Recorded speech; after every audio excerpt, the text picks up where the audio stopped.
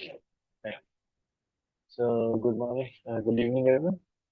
So, this is our seventh live problem solving session for the Nanomaterials and Their Properties course. I'm your TM Jeet. Um, yeah, this session is being recorded and will be uploaded on YouTube. Check it out. And the slides will be shared on Google Drive. I think both the links are also shared with you on the NPTEL team as well. Okay.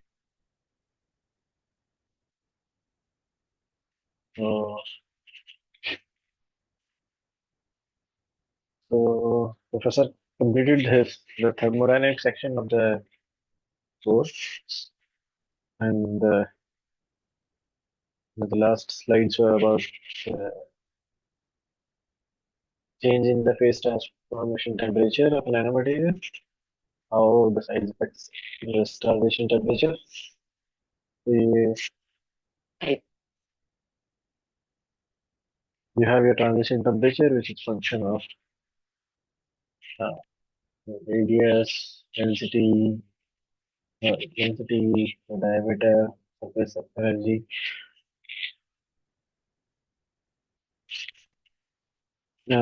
But to get the change in the transition temperature, you subtract the transition temperature of the bulk, the transition temperature of the nanomaterial. And that gives you this formula 6 gamma mu. Gamma is the new surface energy, rho nu, d nu, and delta is transition. So rho nu is the new density of the particle, d is the new diameter, and delta S transition is the transition entropy change due to the transition. And then you have this factor 1 minus beta. And beta is again depends on the old radius, and old radius is new radius into your new density divided by your old density.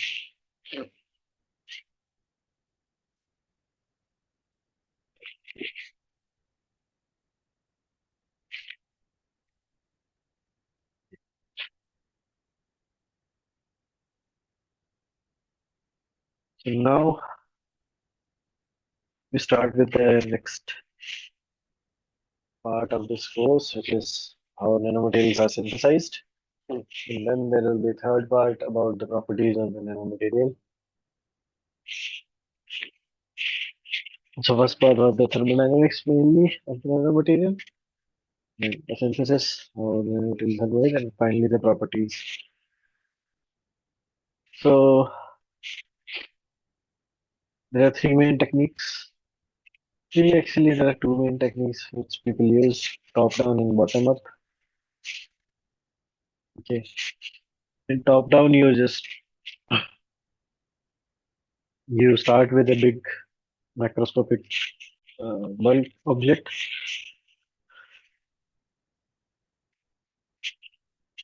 and you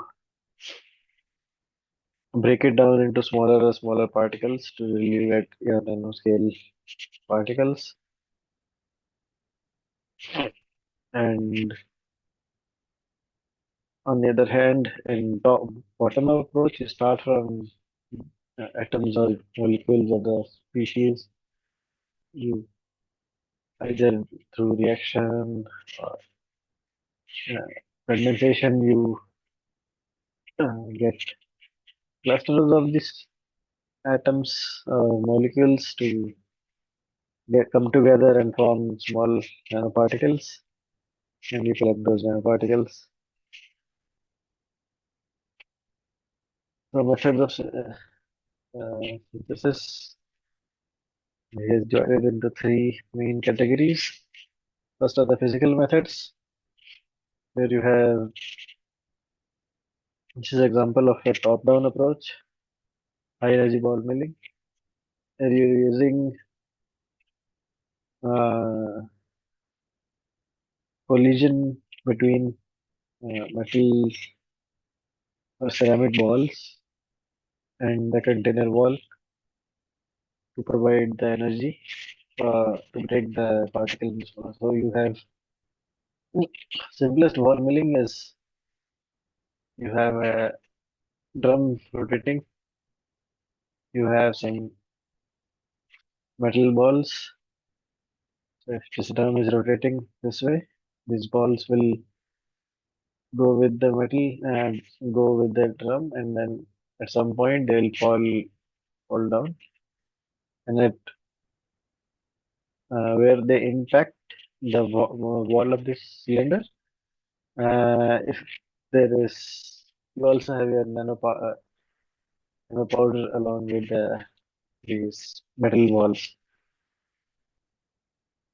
So this is mixture of uh, your powder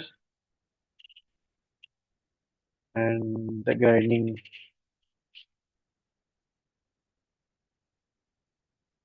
media or say, steel balls or ceramic balls. I think zirconium oxide or aluminum oxide, yeah, or steel, stainless steel. So when these grinding media or the balls usually are very large compared to your powder size. So when they impact the cylinder, the metal ball, your powder is trapped between these two surfaces. It will get impacted and will break into smaller pieces. Here, in this type of ball mill, you are limited by the gravity. This this ball coming down is only due to the gravitational force. So there's only so much speed or kinetic energy you can give to this ball.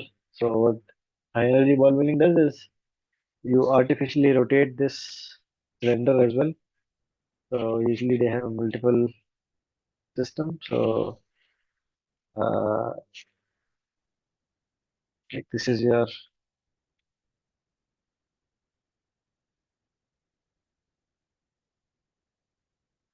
so this now is vertical axis, and your drum itself is rotating and it's revolving around uh, an axis. It's connected by some lever or something like that,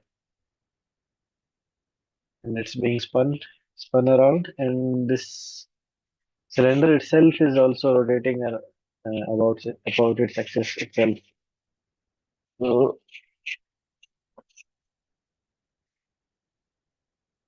usually it rotates in the opposite direction. When this is rotating in this direction, this is rotating in this direction. Okay, this direction. What will happen is at some point again the media will detach from the surface, but this time you're using the centrifugal force to provide the kinetic energy. So faster you rotate, more energy you can impart. So to get down to nanomaterial, nanoscale, you need high energy ball mill. And this also produces a lot of heat, which actually causes agglomeration. So to prevent that, you add some liquid to your powder to absorb the heat. So usually it's for nanomaterials.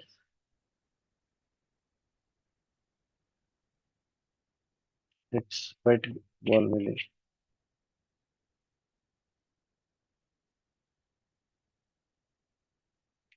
I think it's a what is it? I'm just going to inert gas condensation is just you have your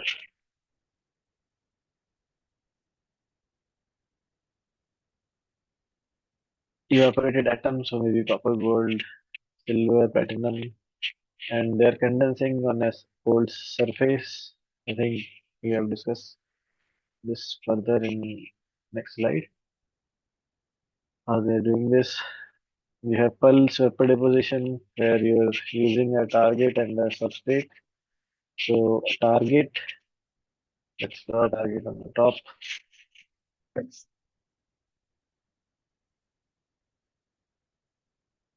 So a target is just some metal piece. So this is a target. And if this is a heater, what will happen is some atoms of the target material will leave the surface and go about randomly in all directions. However, why doesn't this happen in room temperature and at room temperature and atmospheric pressure? What happens is the atmospheric pressures doesn't allow these atoms to go much far due to scattering. So if you have gas molecule sitting, they'll scatter these atoms and they'll actually stay trapped in a local region around this target only. So what you do is you evacuate and give vacuum and put the system in vacuum. Okay.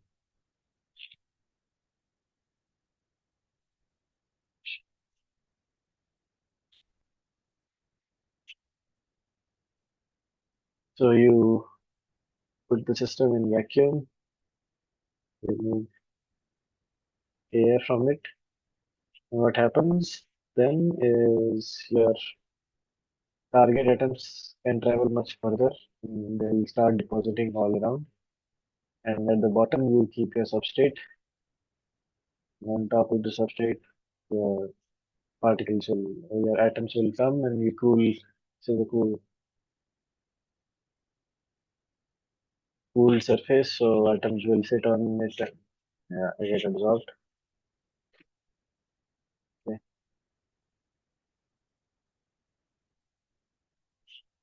Mm, yeah. So here, one of the important thing is yeah, mean free path, which is defined as lambda. This depends on the density of your air, so the whatever gas you have.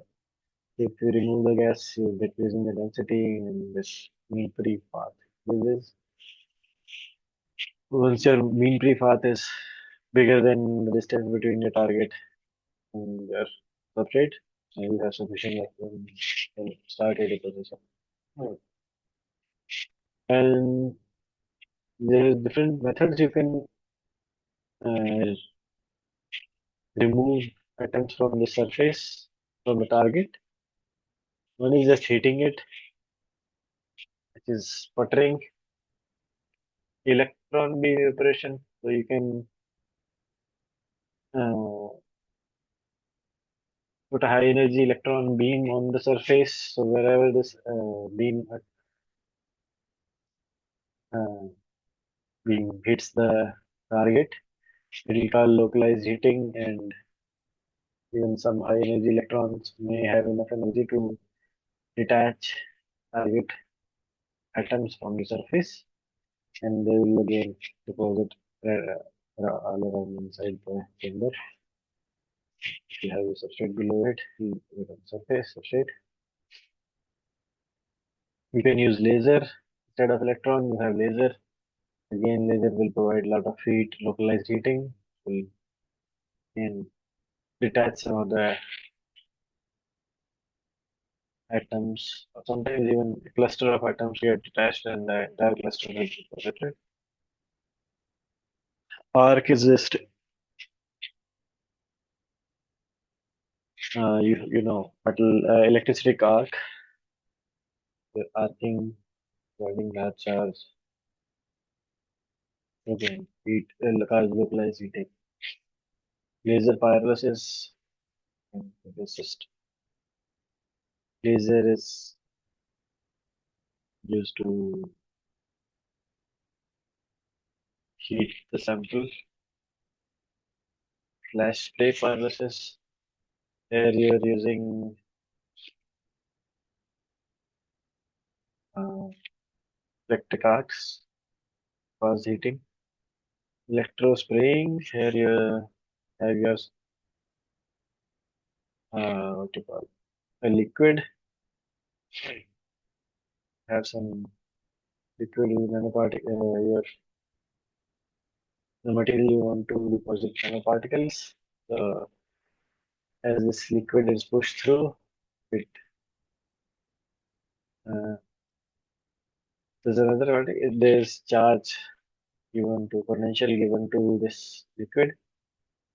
What will happen is due to this potential and charge given to this liquid, as soon as it sprays out, it'll these particles of this droplets of this spray will repel each other due to the charge given. It will try to move away from each other.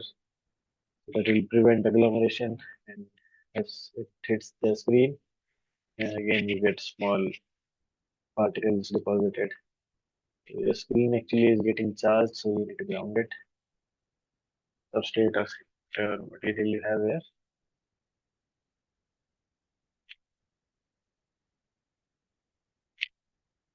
Biological methods. Here, a lot of methods have been used, and you can use directly microorganisms or biotemplates. So, like sugar cane, people have used sugar cane. So, you pyrolyze it. So, pyrolyzation is just heating in absence of oxygen that breaks down uh, your organic material, and most of the gases uh, leave your material, leaving behind mostly carbon containing compound with some other chains. This carbon containing compound, you do some chemical treatment and you finally get your uh, activated carbon. So again, this activated carbon have very small pore size, very large surface area, for a lot of things. Absorption, cleanup, but now activated carbon is so in normal lifestyle products. Then there are chemical methods. Solvent method we'll discuss in a couple of slides. Microemulsion method. Here you have your uh, atoms which are mixed in what you call surfactant. The surfactant have hydrophobic and hydrophilic end. Hydrophilic end will be toward the water, H2O, and the hydrophobic part will get attached to your nanoparticle or yeah, your small nanoparticle. So this method again, you're using this surfactant to keep these nanoparticles away from each other. So this is forming this big uh, cluster, and again, so this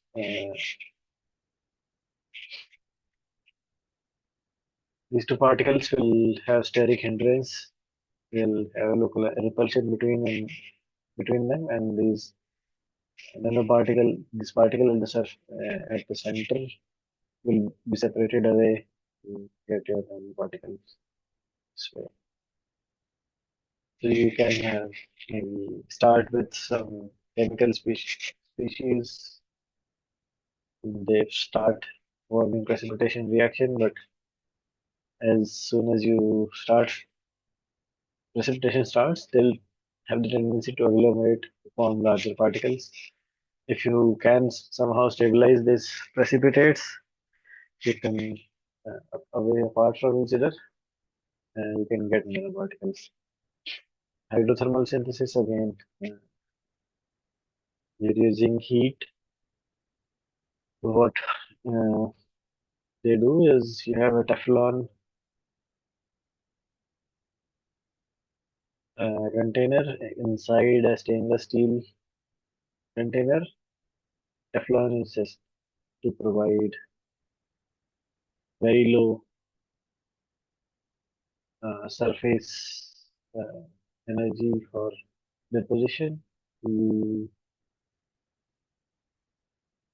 only want deposition to start at your fixed time. It's it's easy, too easy to form like nanoparticles, uh, nuclear nucleation to start. What will happen is over time the nucleus will grow and will get much bigger particles. So in hydrothermal, you are heating this steel container, and this entire thing is locked in. So it's pressurized. So we have pressure and high temperature. High temperature, like maybe 100 to 120 to 150 degrees C, not more than that. Is the pressure will increase a lot. And then there's also thermal gradient.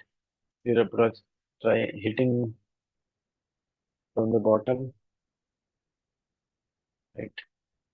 And the top will be relatively cooler. So what will happen at the top in the cooler part, your whatever your reaction is going on, there will be precipitates forming on the top part. And since yeah, it's Teflon, so you'll get a lot of small nucleation sites, and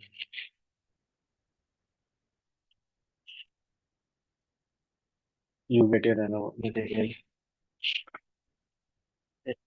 Chemical vapor deposition means so you have your chemical species which react with each other to give your uh, precipitates or nanoparticles which you collect.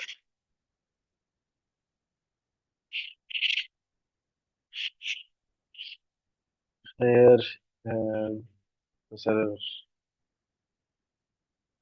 in the inert gas condensation method, here you have two evaporation sources. You can be same.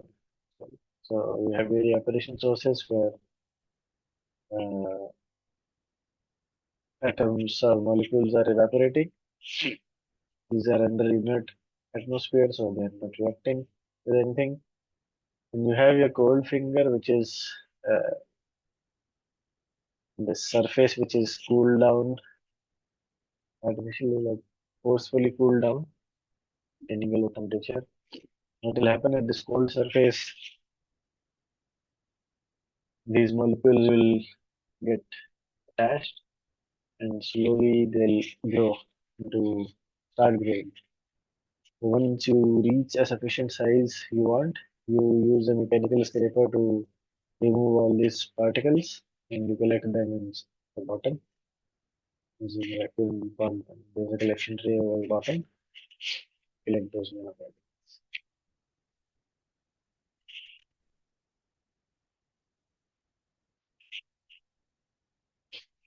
And this is a similar method, but here you're using expansion of this gas to cool it down. So you have evaporation sources, you have your inert gas. So as this gas and your uh, molecules are exiting due to adiabatic cooling, due to expansion, there will be some adiabatic cooling, and due to this cooling, again, uh, as you decrease the temperature, you get nanoparticles. Nucleation starts and the nanoparticle grows. So you can control this pressure, how much expansion happens, temperature, initial temperature. to tune out the size of these particles and can get this.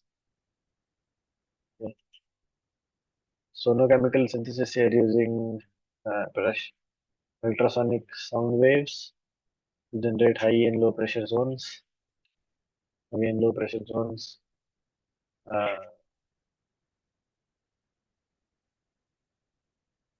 there's a possibility that the reaction will take place.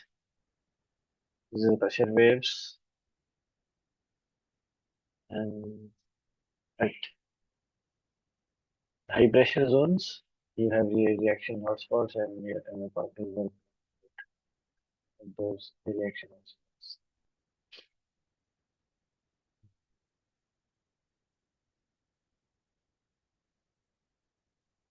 Your Swalwell method, it typically has metal alkoxide. Because some polymerization reaction to take place, you get a gel, or you can directly get precipitation and you get discrete nanoparticles. But in this gelling process, you can get this interconnected web of this network of the particles. And if you use evaporation, get rid of this gel, you're left with this porous nanoporous material. Like,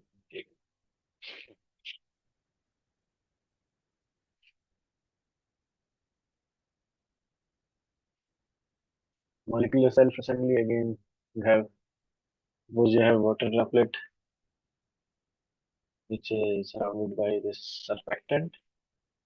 In this case, you have surfactant atom sitting on the surface. So hydrophobic philic part is sitting toward the water. So you have this one layer of fatty acids, you have substrate. So this fatty acid wants to adsorb itself to the surface, and as you move out, you move your substrate out of the solution, this fatty layer acid, single layer of this fatty acid gets deposited on the surface with your. I think you may have seen videos of people painting, painting or coloring objects with similar to this method where they have a solution and on the surface you have your paint sitting. Yes, you dip and take out this your material, your part, gets the paint gets absorbed, gets stuck on the surface. Electrodeposition is an electrochemical method where you provide current, some voltage actually, voltage to your two electrodes, anode and cathode. Suppose you have cathode, anode of gold or titanium, you need to have the same metal ions in the solution too.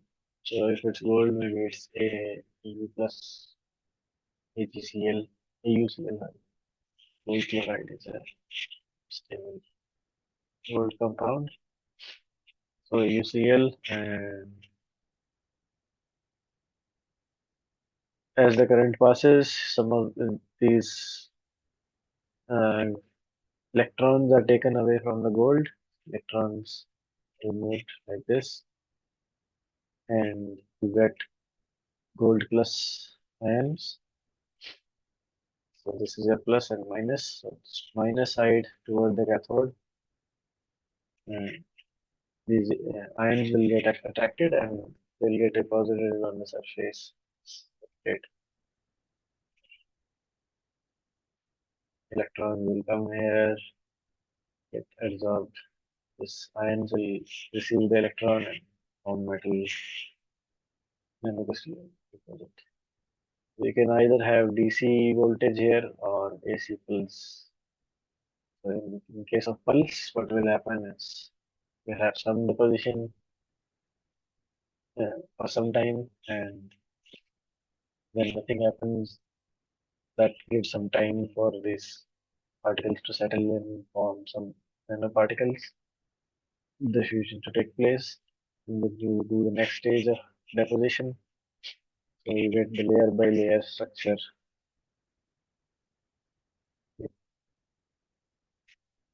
So now we can discuss some practice questions. The total gives free energy of a spherical nanoparticle is a function of what things? Grain boundary concentration and your particle diameter. So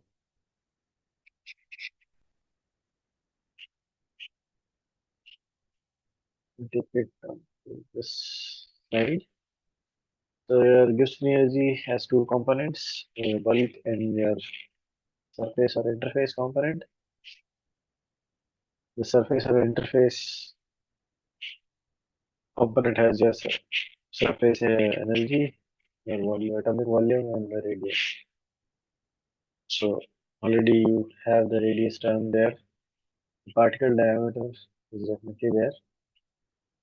What are the grain boundary concentration? So now if you see this gamma term, the surface energy, yeah, gamma is the formula in the class is dependent on the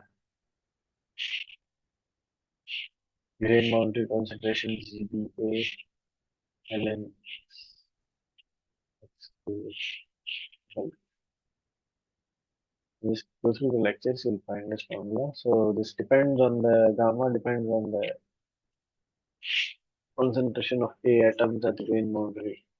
So yeah, whatever the concentration, grain boundary concentration is, the boost range depends that on to depends too on that more, more indirectly, but let's depend on it. So both A and B are great, so these are it. As decreasing the particle radius, solidus and liquidus time. So this we did discuss in last class, but again formula 2 this time. So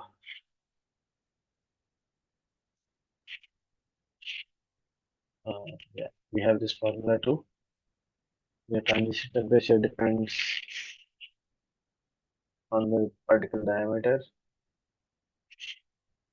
So we're decreasing the particle radius. So D is decreasing. So your delta T will increase. And if you remember this a silver copper phase diagram, as you're decreasing the particle size from bulk to 10 nanometers, your transition temperature is decreasing. And as you go down to smaller, the change in this transition temperature is larger. Right? So decreasing the radius will lower the temperature.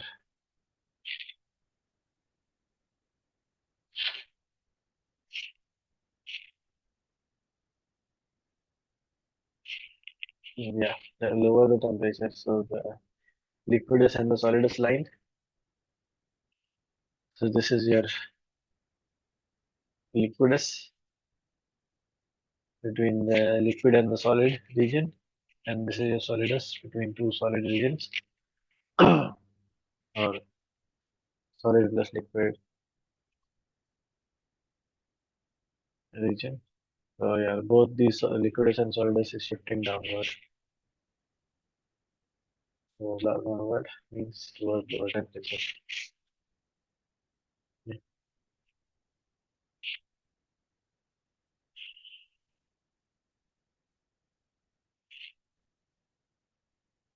So solid state solubility increases in both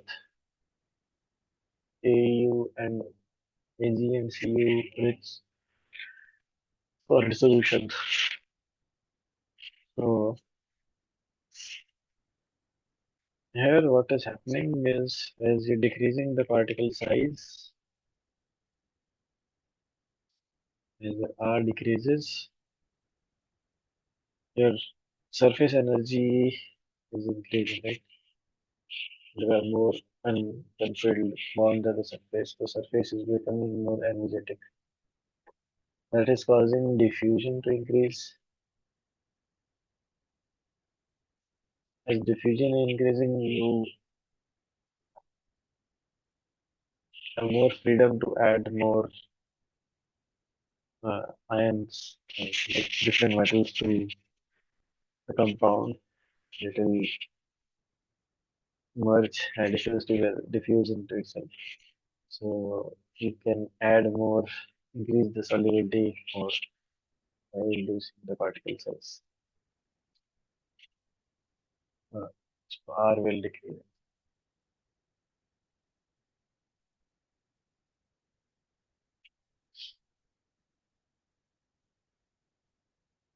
The R is decreasing, the surface energy increasing, diffusion,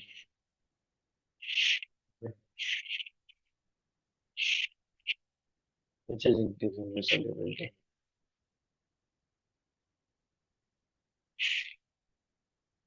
Depression in the eutectic temperature of uh, this is again the same thing. This is your eutectic temperature. So as the R is decreasing, uh, temperature eutectic is also decreasing and is shifting toward right and left. Okay, case. So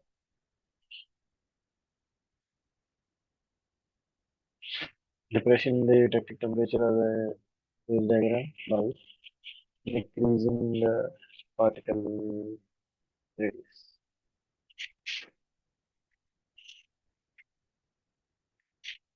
What is the route in the top-down synthesis method? As I just told you, top-down method, you have your bulk, large particle or large bulk material. We break it down into smaller particles, maybe micron size powder, and you further break it down into your nanomaterial.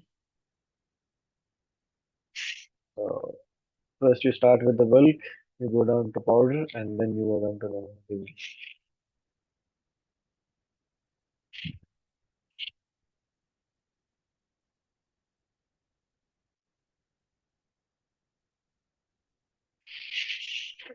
Okay.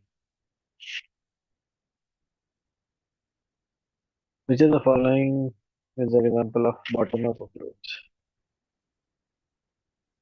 So attrition is just due to friction between two surfaces.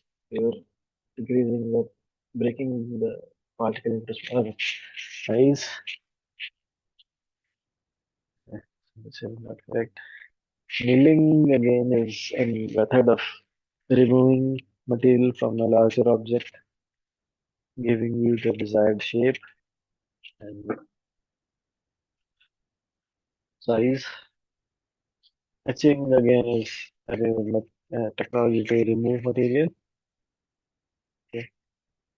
So colloidal dispersion is the only bottom approach.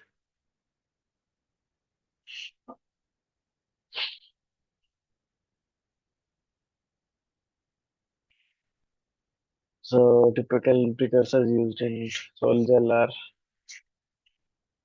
metal oxides.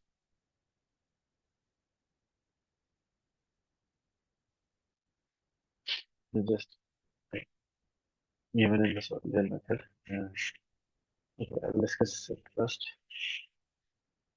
So this is an example of a sol gel method. What's happening? So you have your metal salt.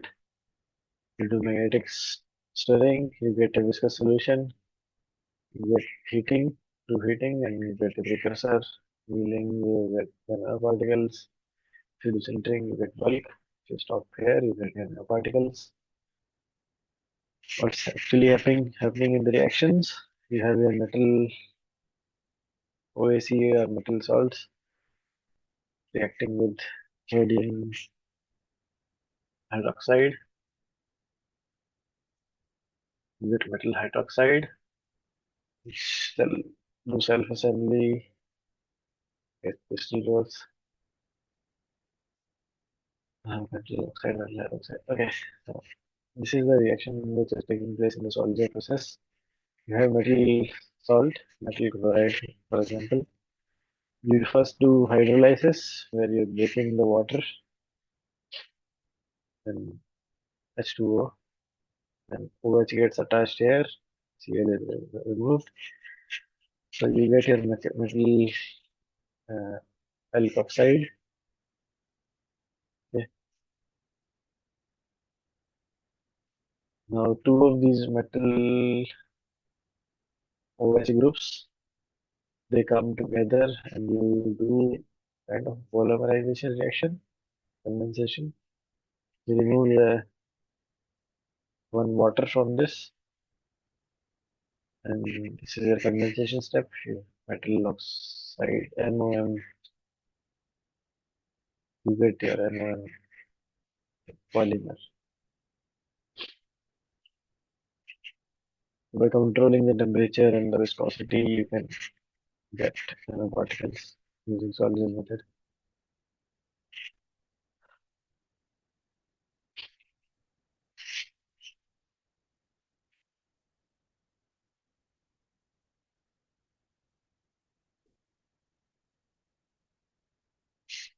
Which of these gases serve as buffer gas in laser ablation? So laser ablation, you're using a laser on the surface to remove material, and then you also want to quickly cool it down. So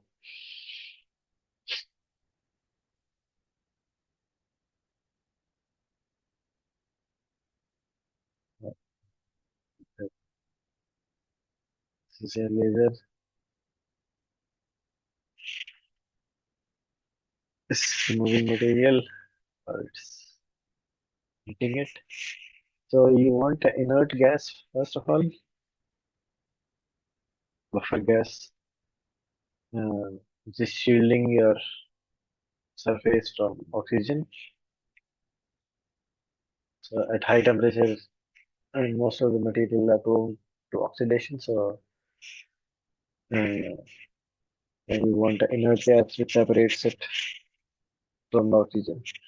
And oxygen is definitely not. So nitrogen, helium, neon. Nitrogen itself at high temperature can break down. So you usually go with helium or neon. Why? What do you want to choose between helium and neon? Now you select helium because helium has very good thermal conductivity. High thermal conductivity.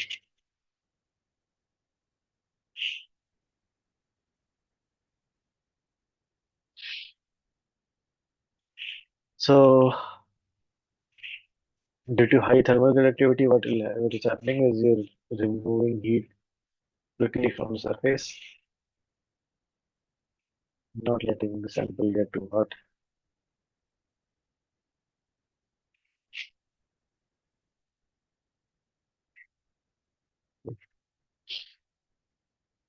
So mechanical alloying, if you remember,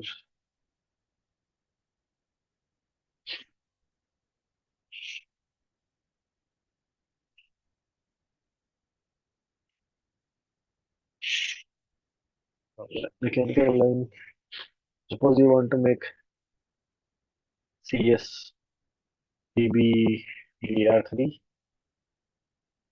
what you will do is you take cesium bromide powder, and you add lead bromide in powder to your ball milling reaction, that ball milling container, and you do ball milling.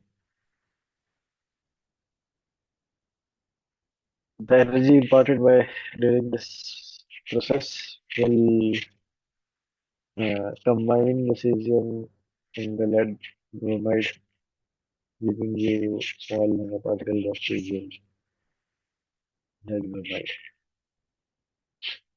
So this is mechanical line of cesium bromide and lead bromide powder. Mix it, do mechanical, your small powders, do ball milling, and do that, yeah. And it's a solid state powder processing technique. Yes, yes. Powder itself is reacting with each other. There's no liquid involved. There is sometimes liquid involved in cooling down, but that's wet chemical, wet ball milling. It's kind of top-down approach. So you're breaking down these larger powder particles into nanomaterials. So both the other. Electrode deposition we just talked about. We can either use direct current or pulsing current, pulse current. So, and it's also a bottom-up approach since you have your metal ions, Fe plus or titanium plus, whatever. And these individual ions are getting deposited on the cathode. The titanium or the particles are coating on the surface. So it's a bottom of approach, so all of them are correct. So B.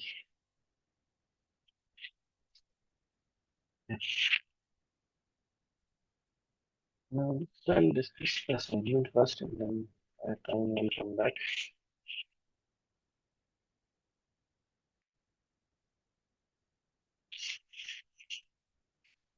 Yeah, sixth assignment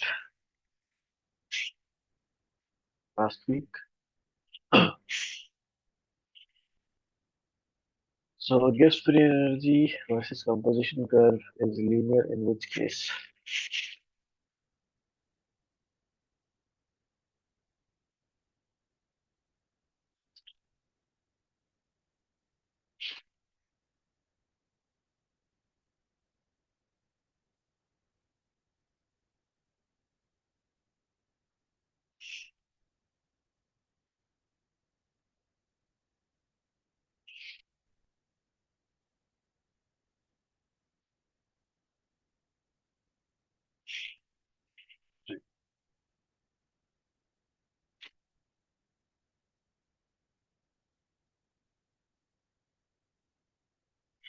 From the lecture.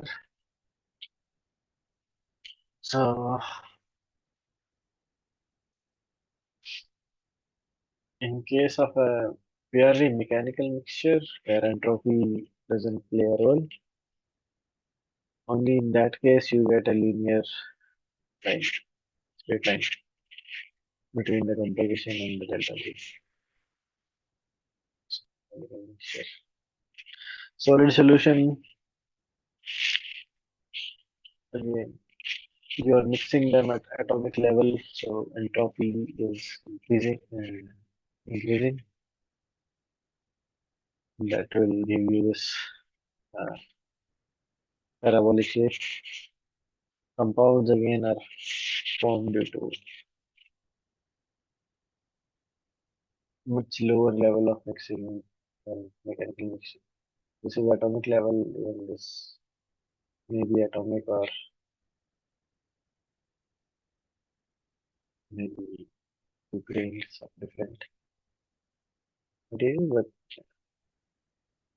still not as big. larger scale like this. The dash is responsible for drastic change in free energy of the solid solution at a relatively high temperature.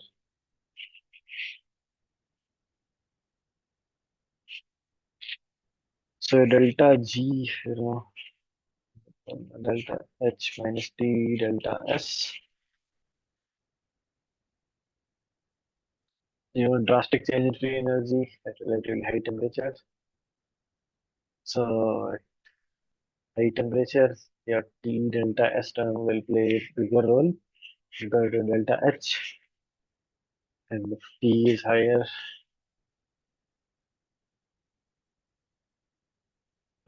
large increase in your entropy is the biggest, the most drastic factor affecting your free energy.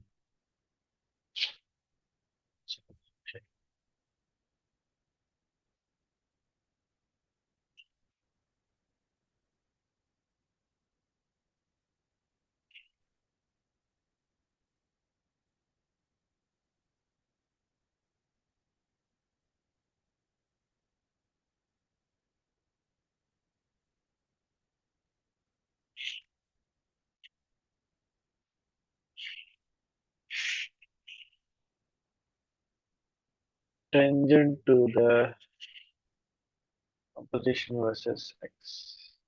The gift free energy versus composition curve provides us with what?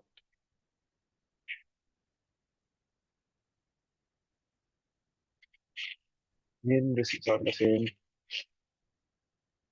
thing. There we have drawn tangent again. This is just for a straight line. So mu b is the chemical potential. At any point, you will draw this tangent wherever the intersection will be is a chemical potential. Chemical potential for Bx, Bx.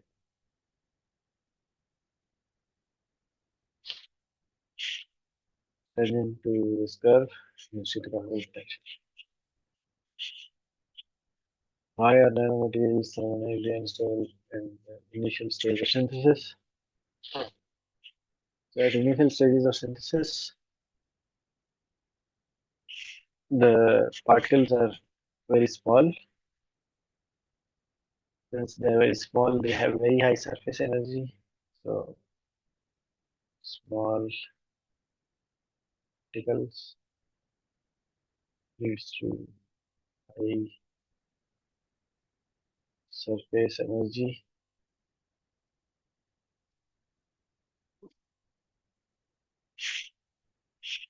which causes agglomeration.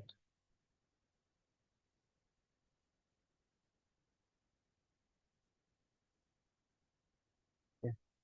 So the large surface area region due to the initial instability.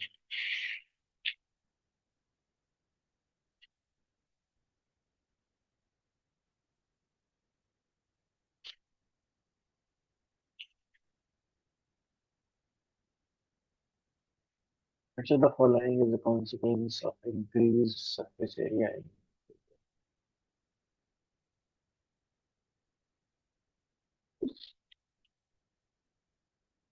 As you're increasing the surface area, as by V ratio, as you're increasing this, what will happen is most of the catalytic reactions happen at the surface of the material. So will actually improve the catalytic activity. Since surface are high energy sites, it will reduce the thermodynamic stability, not increase it.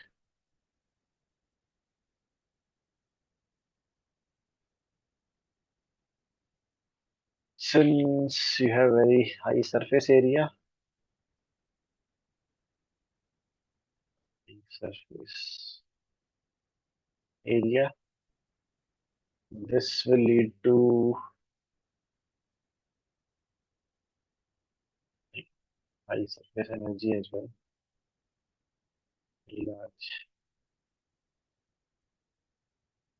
surface.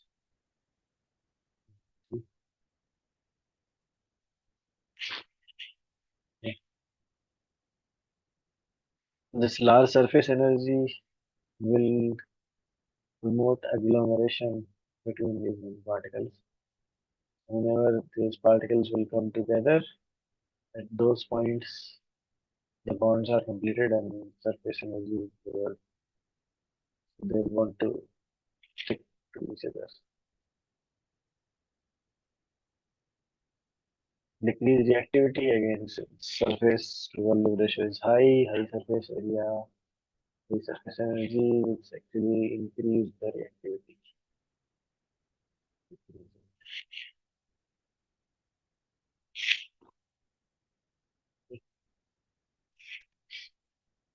What is the physical meaning of chemical potential?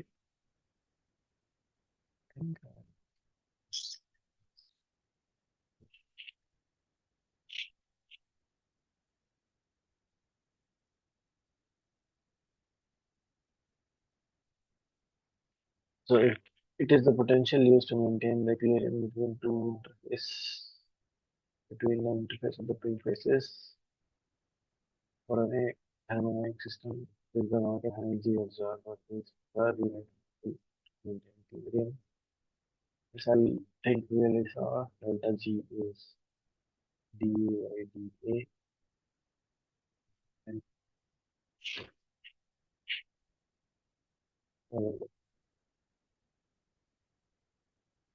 mu is equals to Vg by d delta.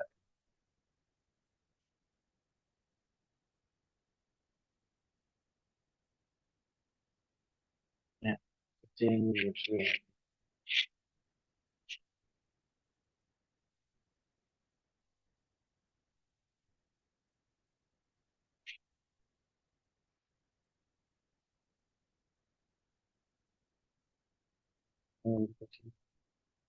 absolutely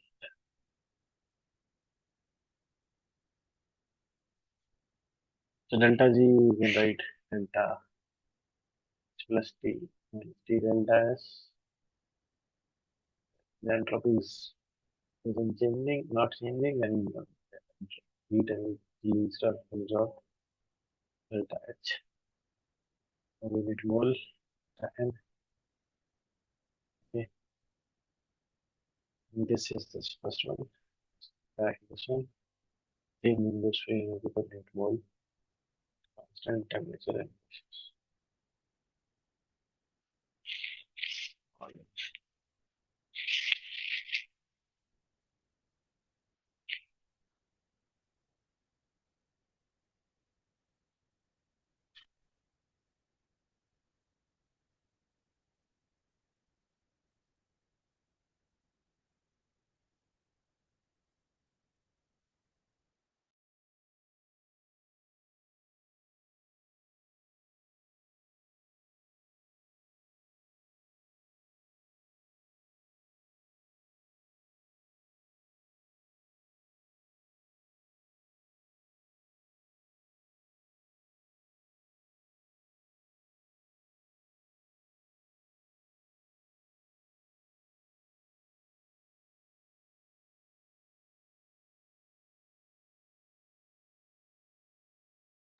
Okay,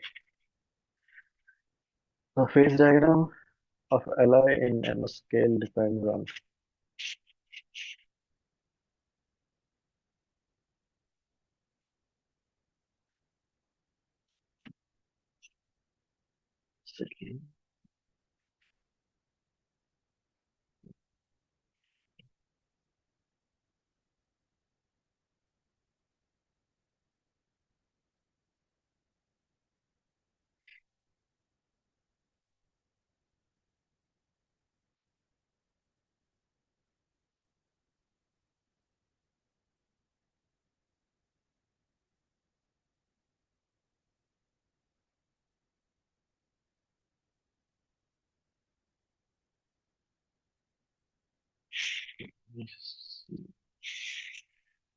this figure.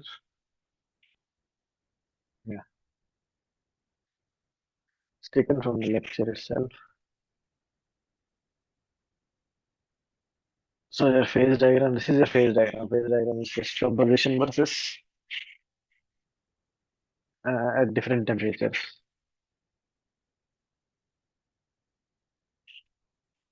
What are the different phases present? Okay.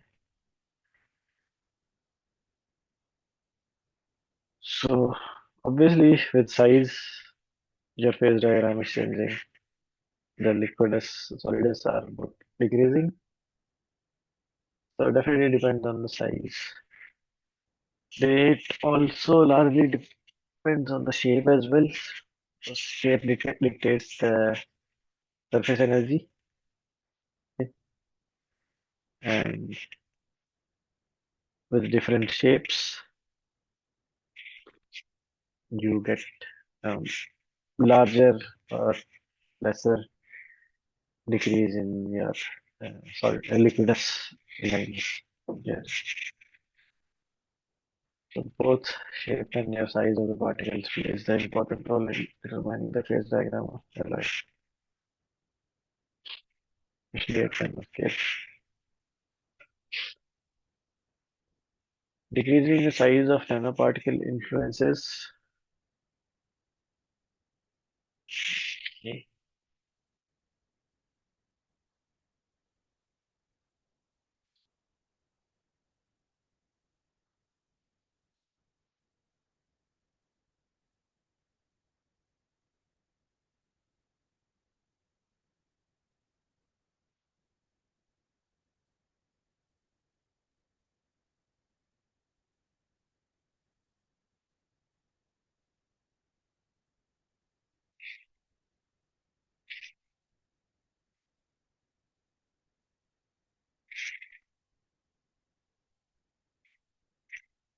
Melting temperature. So this simple formula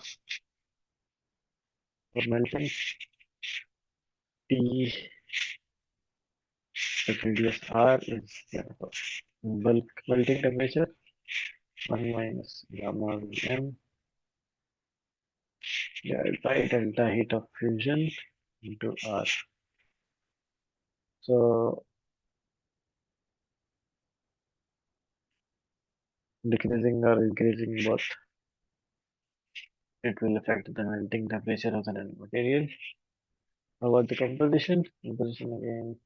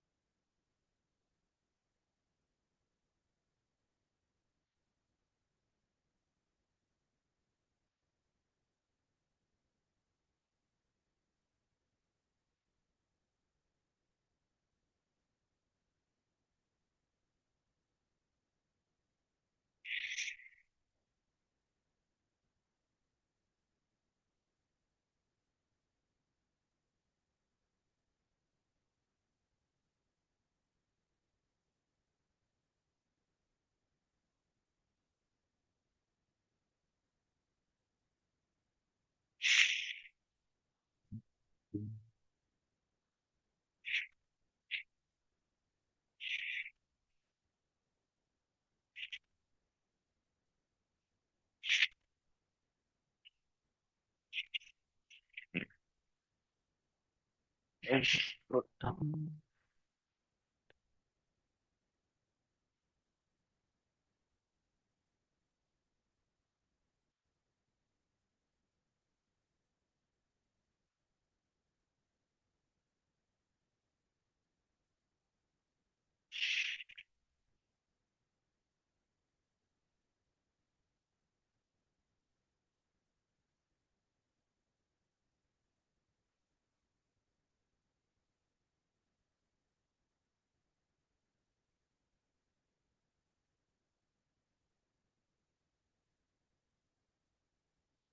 Yeah.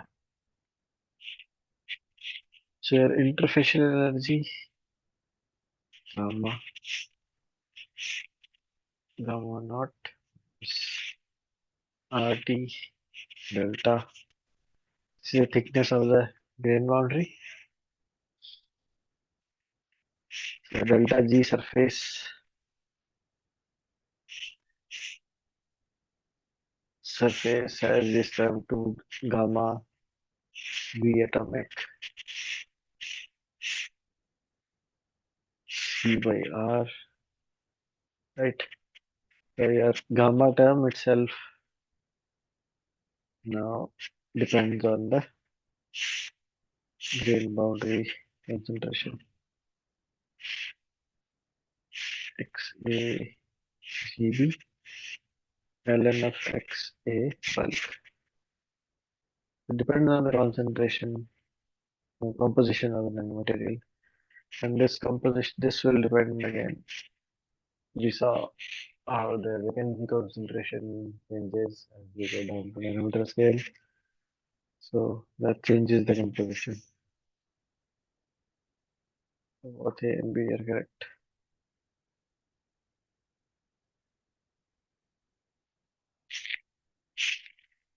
True or false?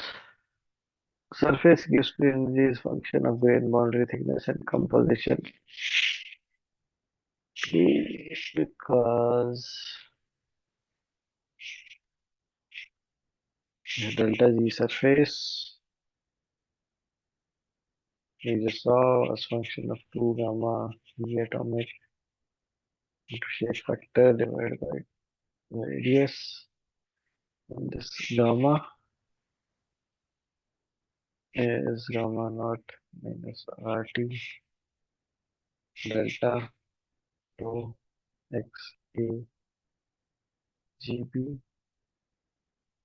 ln X A bulk.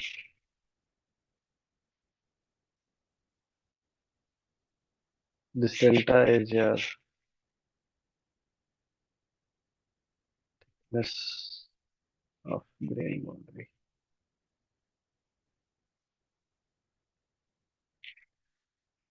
Yeah. History is a function of grain boundary thickness and composition. Composition again.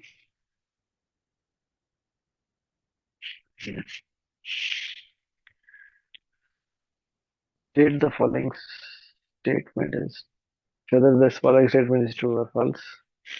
Nanocrystalline material has strong tendency to increase the grain size because grain boundaries in nanocrystalline material are highly unrelaxed state, thereby in high energy state. Therefore, grains have tendency to grow for reducing the total energy. Yeah, this is absolutely correct. I think it's all describing itself. So, in nanomaterial, the grains are very small, so it has very large surface to volume ratios, very large surface area. These surfaces are again have incomplete bonds, so they are high energy region. They would have tendency to combine, agglomerate with each other, thus reducing surface area. Okay, so that's why this is true.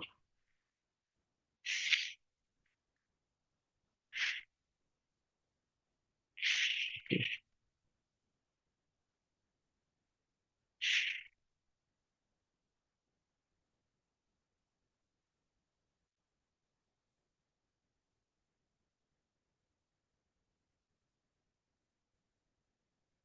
Any doubts in the assignment?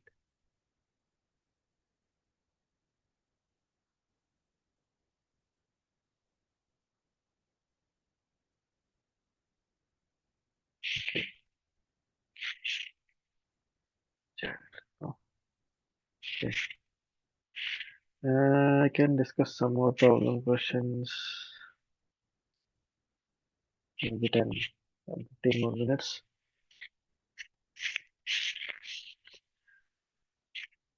The composition inside a grain is equal to the composition of bulk.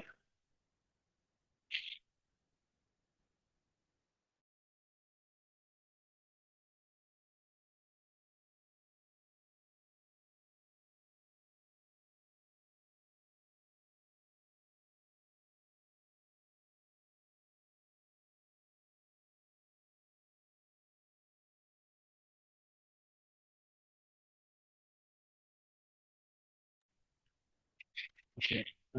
Composition inside the grain is equivalent to the composition of the bulk. This is true because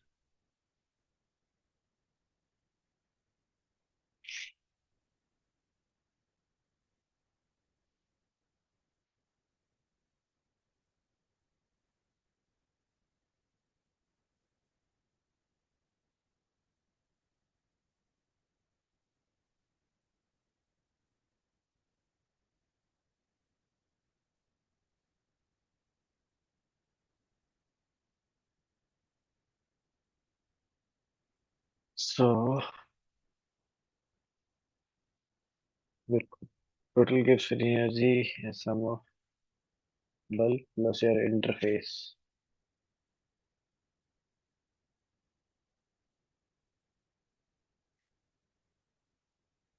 So inside the bulk, your gives free energy doesn't have the interface component, so it's equal to the bulk. So the composition itself is equal to the bulk.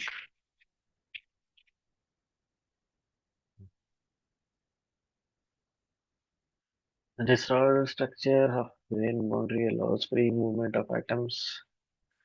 This is true. Again, grain boundaries are high energy sites that allows easier diffusion because they are less bounded.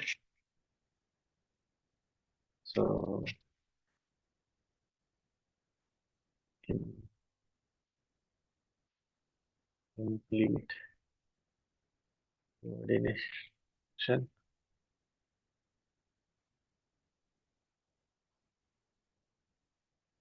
in complete coordination of bonds, they are more easier to move around. So yeah, true.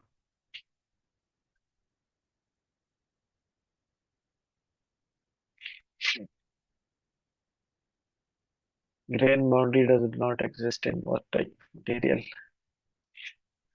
There are a lot of polymers are actually amorphous, but there are crystalline polymers too, so not always true. And most of the ceramics are usually crystalline, so they have grain boundaries. Amorphous material by definition does not have grain boundary, does not have a regular crystal structure. And since it doesn't have crystal structure, it doesn't have grain boundary. Metals again have crystalline structure, so the amorphous is the correct one. In binary phase diagram, how the melting temperature of the compound material and the detected temperature varies with decrease in size. We have already seen this figure multiple times. Both are melting and they're eclectic. So this is your eclectic EU,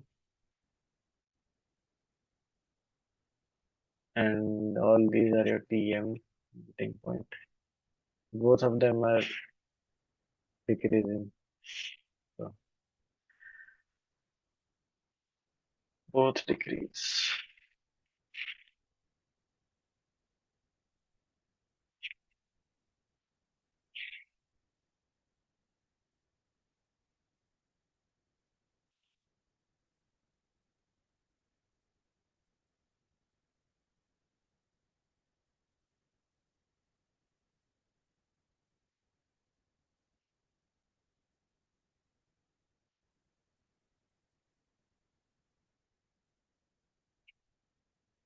Yes, like,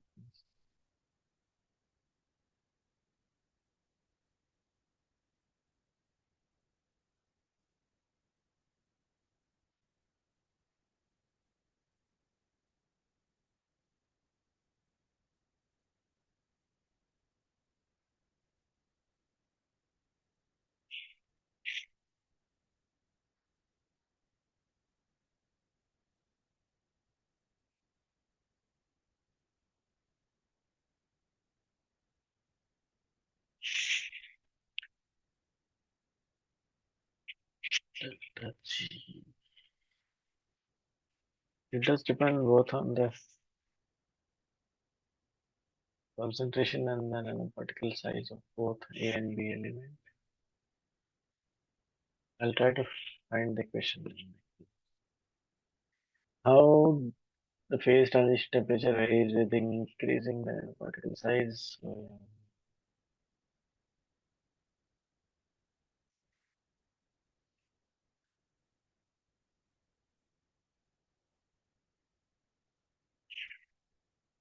Right at the beginning.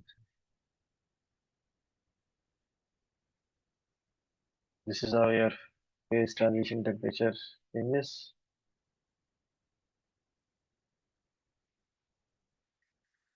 Oh, size. So D, it's inversely proportional to your, it varies inversely. Because it's not linear because your beta term also has your new and the old radius itself. Also your density itself is function of radius. Okay, so it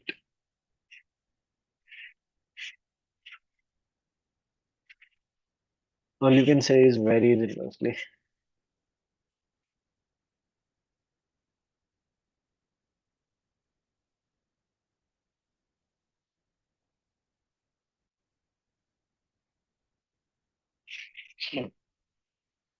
Process in which solid molecular precursors are dispersed in a liquid agglomerate together to form a continuous three-dimensional network extending throughout the liquid is referred. Yeah, this is what I described as the sol gel method. You have metal alkoxide, you have hydrolyze and pyrolysis, you get your sol, you add the gelling agent, you get this network. Once you evaporate this solvent, you are left with the nanoporous membrane. The sol gel method. Ball milling is example of top-down technique. True. We're starting with bigger particle and going down to smaller particles. Smaller. So, what are the suitable techniques for formation of thin film? Chemical vaporization, physical liquid deposition, pulse laser deposition. I think all of them can be used because all of them you can get control the deposition rate. And if you can control the deposition rate on the substrate, so by pressure, changing the pressure and the concentration of the gas, you can control the how much reaction is taking place and how much deposition is going on the substrate. Pulse laser, again, your pressure and your power of the laser you can control. Sputtering, again, temperature, controlling the temperature. You can temperature and pressure, you can control the deposition rate. So all of these. For rapid solidification technique, copper is generally because we need to remove heat as fast as possible for rapid solidification. So to remove heat quickly, we need high thermal conductivity.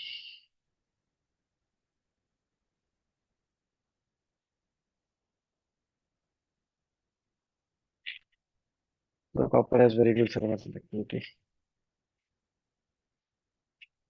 Okay.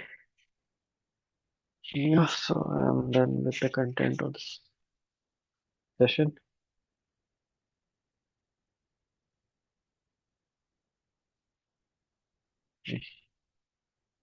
So recording I'll upload on the YouTube. Slides will be uploaded on the Google Drive. Be sure to submit your next assignment 7 before the deadline. And thank you for attending. And good night.